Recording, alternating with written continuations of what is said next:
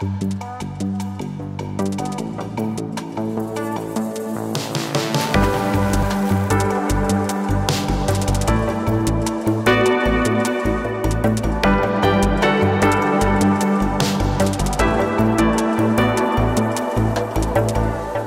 talk about open source some more today. And specifically, let's talk about why open source is actually used by everyone. And when I say everyone, I literally mean everyone. In a survey from 2015, it was found that 95% of digital products at the time were built on top of open source components. So this means today, there actually is no software that is not relying on open source. And this has a very good reason, right? If we, for example, think about the JavaScript ecosystem, there are so many great benefits we get out of using Vue, Angular, Ember, all the kind of like different frameworks that help us to quickly and very efficiently build web applications every single day. A lot of like common app functionalities that we see nowadays in almost any web app can be easily implemented by using these kind of commonly agreed on code patterns that we get just like for free from using these libraries. No need anymore to reinvent the wheel if we actually want to get our job done. And what we can see out of this is the main benefit probably of doing the shared development, using the open source model to build applications, is on the one hand the reduced development time, but also the fact that we can save so much money. If we think about it like a food analogy, because I always love food analogies when trying to explain something, it is maybe something similar to a jar full of free cookies, right? And sometimes someone is even standing next to it. It's like, just take as many as you want, it's fine, right? And you're just like eating these delicious cookies, and you're like, actually, this is amazing, this kind of like whole open source thing. I can literally just like use all of this for free, as much as I want, to build like the coolest things out there on the web. And if we think about this, this makes a lot of sense, this so-called concept of open source adoption. But of course, this is only one part of the equation. There's another part, which is so-called open source integration, where there are also other people out there, organizations, businesses, who actually fill up the cookie jar. They actually kind of like sit down and they say, yeah, let's spend a couple of months or years just like trying to create this cool tool that can transpile Clojure to JavaScript and also maintain it and release it so everyone can actually use it. And if you think about this concept, depending on, yeah, I don't know, how much exposure you already had to open source, you might kind of like think to yourself, well, all this time, all this money spent just like to create this free software for other people, not actually charge for it? Why would you actually do that? Like, why though? And this is a very good question, a very valid question to have, and this is also why I want to talk about this topic, why we invest in open source, why so many invest in open source, and why you should probably too. And my name is Jessy Jordan. You can also find me as JJJPAG on the internet. I'm from Berlin. I'm also from Germany, in case you couldn't tell from the accent yet. And I'm also a staff software engineer at Meroxa, which is a company that currently develops a lot of tooling for software engineers to get their data engineering jobs done. So if you work with any kind of like real-time data at your job, you want to create like pipelines, applications, then we are just like the right fit for you. And here at Meroxa, for example, we also have like several products. We also have like commercial products, but also open source products such as Conduit. And I also want to talk a little bit about this later in this talk. And last but not least, also, one of the main motivations why I want to talk about this topic and feel passionate about it is because I myself have also contributed to open source. When I was just starting out as a developer, I was part of the Open Tech School Berlin organization, which is basically an international organization with different chapters in different cities to facilitate open knowledge sharing around technology with co-learning groups and also meetups and workshops. I also have for a long time contributed to the EmberJS community as part of the Ember learning team to documentation and also a regular newsletter for several years. Have hosted community meetups that were like around open source, like many different things. And also, as part of many of my jobs, I actually had the opportunity to contribute to open source. And yeah, looking back a little bit, I think at the time when I just like started, I wasn't really aware of it. But looking back, I kind of can see why so many businesses, for example, contribute to open source and why so many people do it. And to understand a little bit better what, for example, the commercial spin on open source is, I actually have to take you a little bit back into history. and specifically to the year of 1998. When we look at this kind of like year, we have like this beautiful landscape of like software applications that were released at the time. So if you look like, for example, at this slide, you kind of go like, I don't know what your Who pager, for example, even is. Is it really like a thing? This is really something that was released in 1998, like the precursor of Yahoo Instant Messenger. We have like Windows 98 here.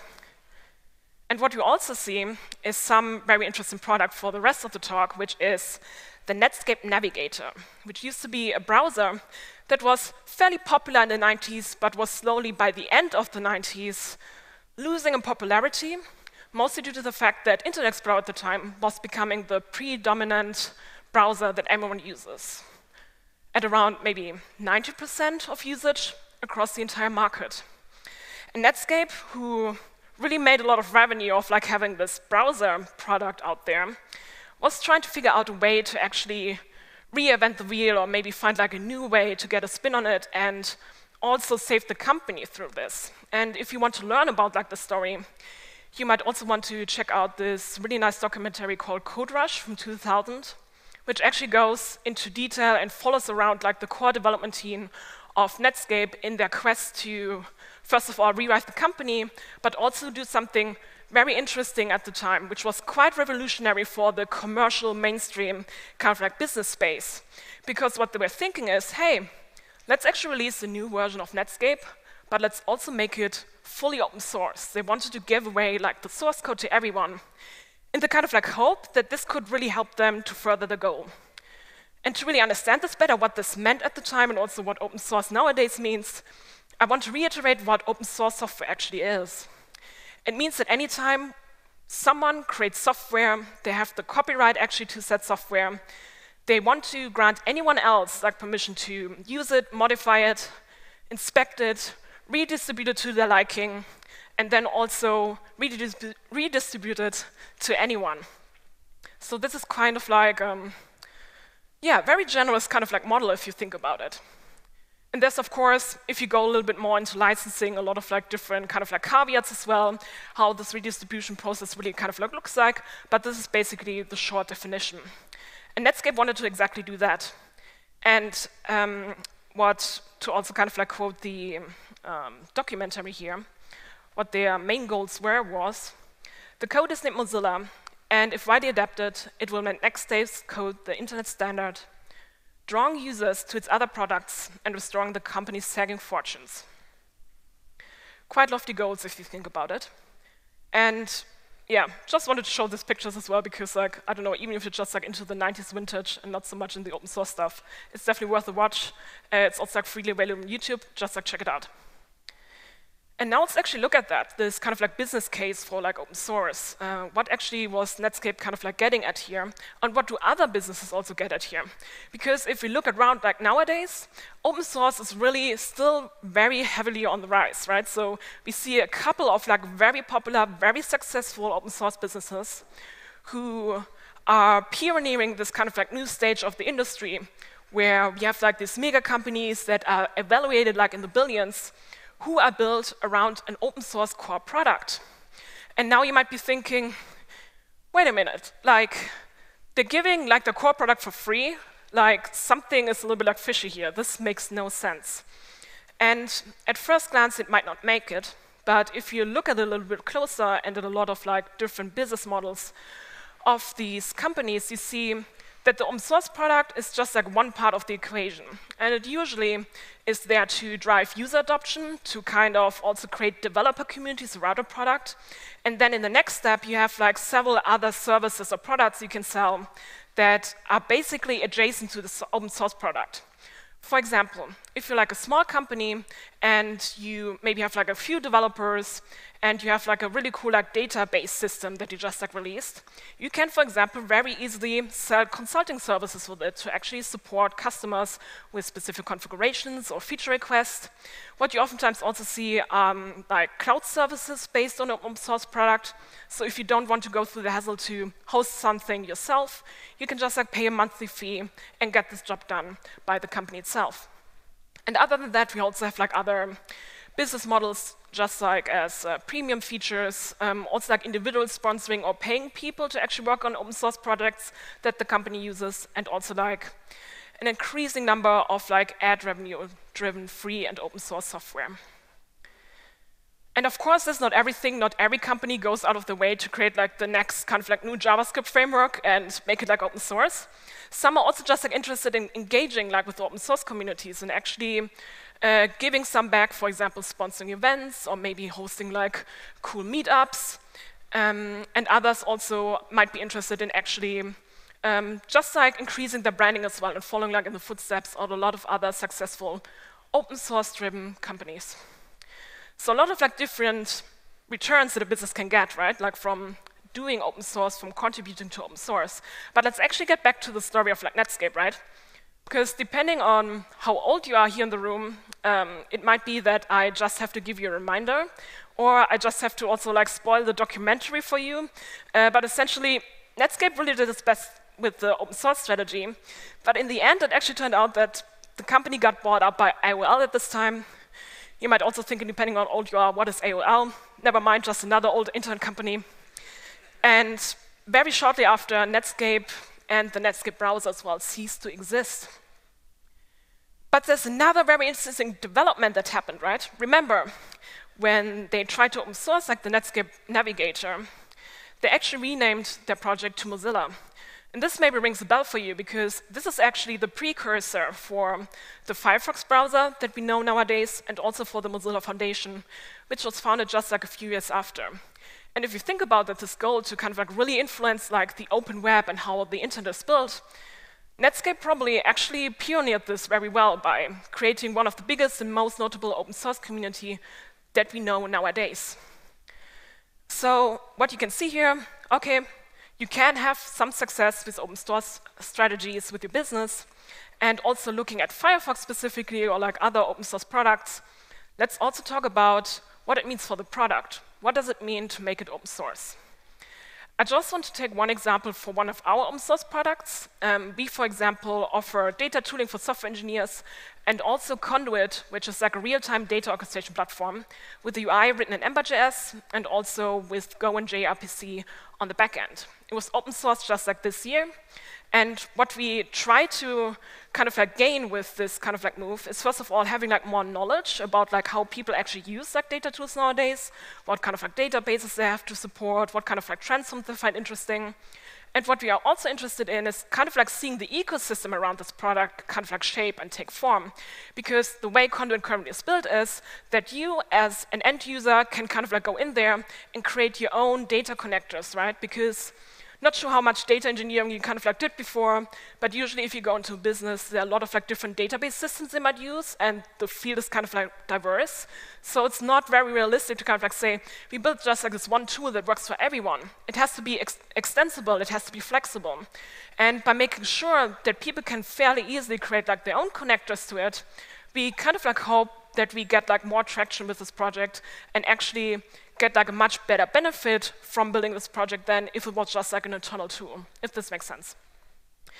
And if you think about like this asynchronous, very decentralized development, maybe in the JavaScript realm as well, something that comes to mind is NPM.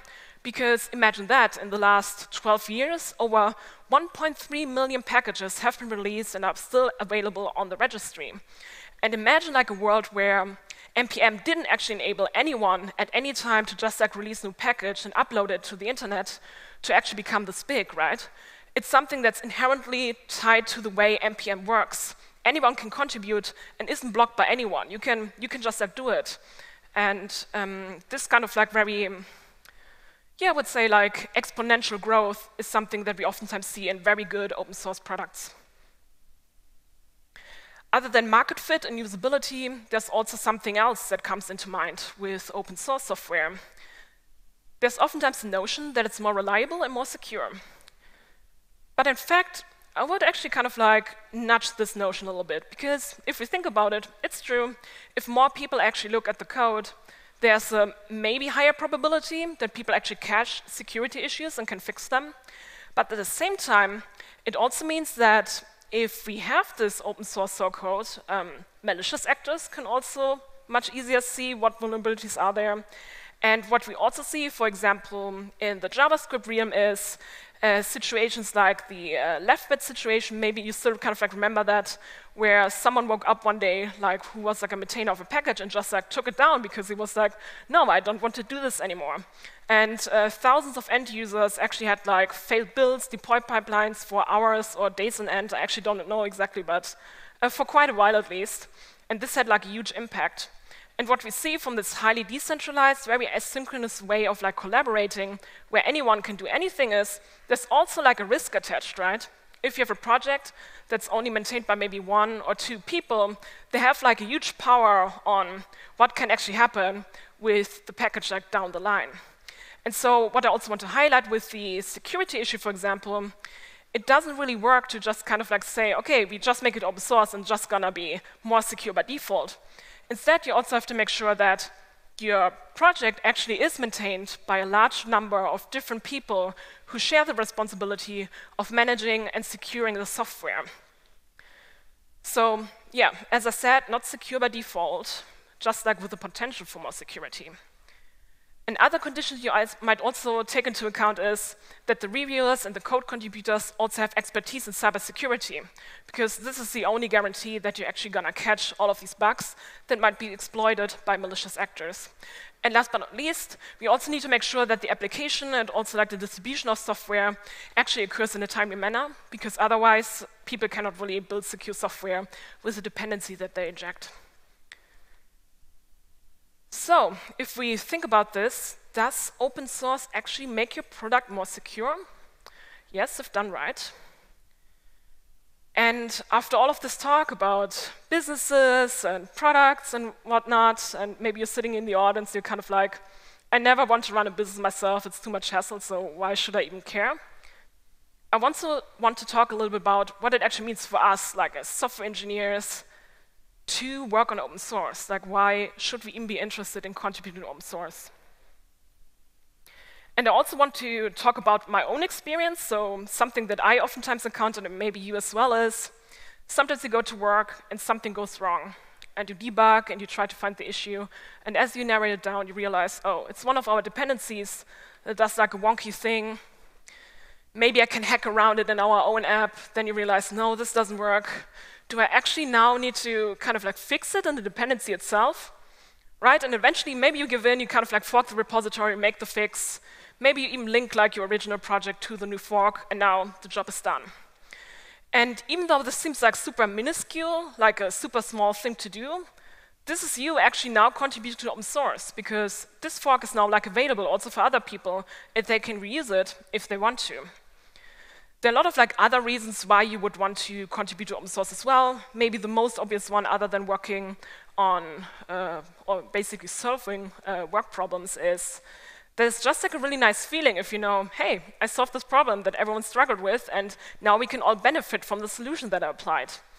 A lot of like contributors to open source also benefit from more visibility in the labor market, and we see. So basically, just like meaning it's kind of like easier to get jobs if people already know, oh, you actually did like open source work.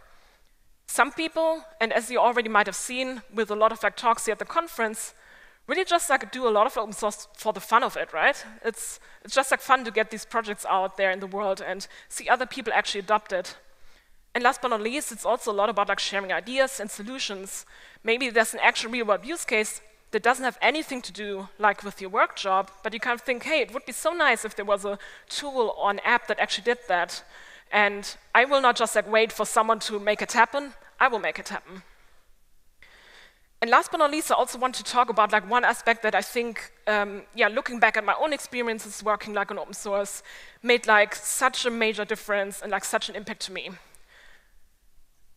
I think when I actually don't know when it was, like maybe 5 years ago or like 6 years ago, started working at the Ember project, starting to work on like different documentation fixes, and also participating in events. I always had the impression it's like just so inspiring to be like around all of these super smart, like all the people in open source. I always had the feeling I was just like so super smart people anyways, right? Who are so interested in putting the internet forward and actually making a change for how the web is going to be tomorrow. And there's just like so much that I learned from just like the short time that I worked on open source that I know I will still benefit for it for many years, if not even like decades to come. And very similar to what I already mentioned, I also experienced a lot of like these benefits, like, for example, speaking at an open source conference and then only a few weeks after getting a job offer for one of my dream jobs at the time, or also just like having the feeling, wow, I'm really learning like a lot. Like there's so much that I would have never been able to learn like at my day job. But here in open source, I actually learn about all the stuff around like JavaScript, how to write actually accessible documentation, which is also like a whole other topic for maybe like another 1 hour talk. And it has just been such a learning journey for me. And last but not least, which I think, yeah, sometimes we kind of like forget as well, thinking about like all the software and how it should be best and how we should kind of like build our business around open source is also, there's just like so much, so many connections that we can actually form by being part of open source communities and events just like these, where we get to meet like so many people who are, very interested in very similar things like us, like building really cool things on the web every single day. And I hope that, if you hear all of this, regardless if you are a business owner or you want to start like your own thing or you're just like an engineer yourself, if you take anything away like from this talk is maybe the encouragement as well that if we ever thought about contributing to open source, you ever thought like, it would really be cool to maybe be like part of a project or have my own or maybe do something nice like for a project that I really like, I can only tell you, just go for it, really. It's such an amazing experience, and I promise you, like really I promise you, you will not regret it. And with that said, I just want to reiterate, it doesn't really matter if you are a business and you want to, for example, invest like in your strategy and how you want to embed like open source into it. It doesn't matter if you have like a product that you want to iterate or improve on. It also doesn't matter if you're just an individual. Contributing to open source is always an investment into your business, your product, and also to yourself and your community.